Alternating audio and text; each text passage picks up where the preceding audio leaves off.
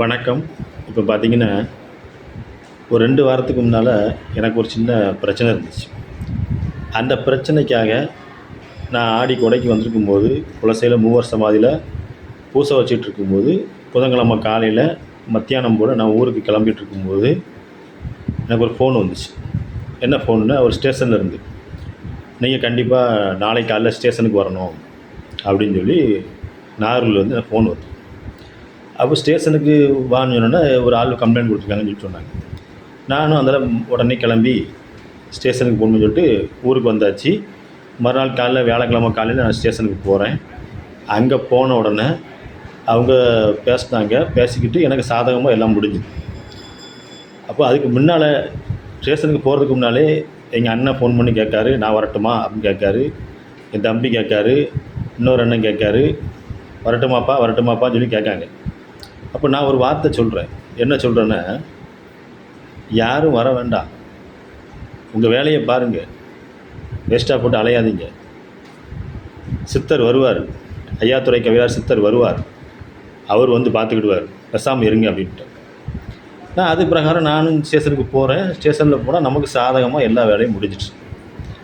அந்த சந்தோஷத்தில் நான் உடனே என்ன பண்ணிட்டேன், ஸ்ரீ ராகவேந்திரா கோயில் கன்னியாகுமரிக்கு போகிற பாதையில் இருக்குது.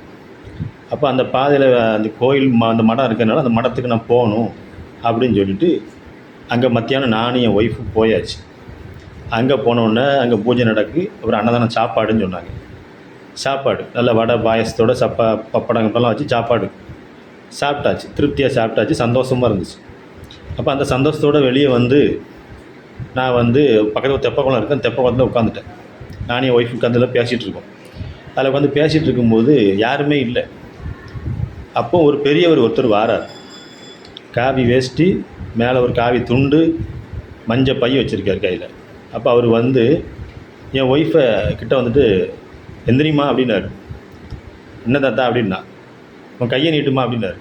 கையை நீட்டினோடனே இந்த தேங்காய் விடலை போட்ட தேங்காய் இருக்குது பார்த்திங்களா, அதை கையில் கொடுத்தாரு.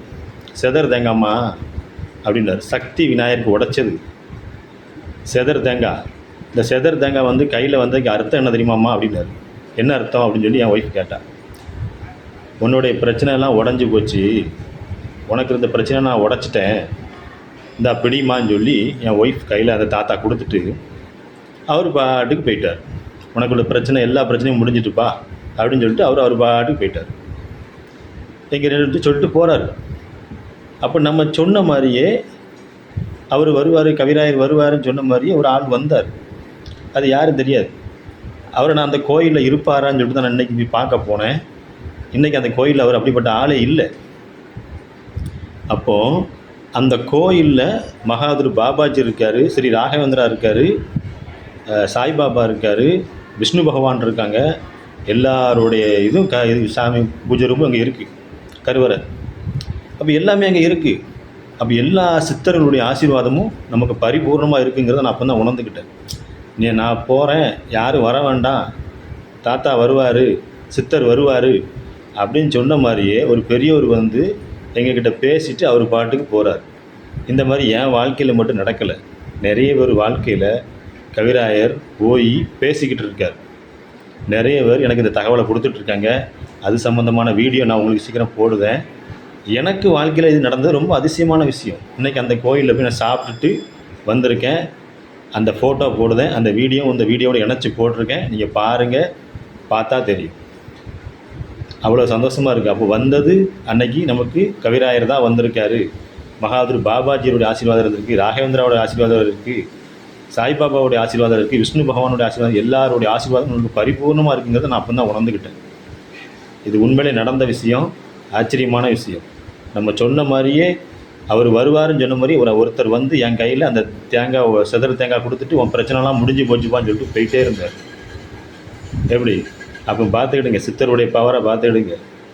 பெரிய அதிசயம் உண்மையிலே நடந்திருக்கு.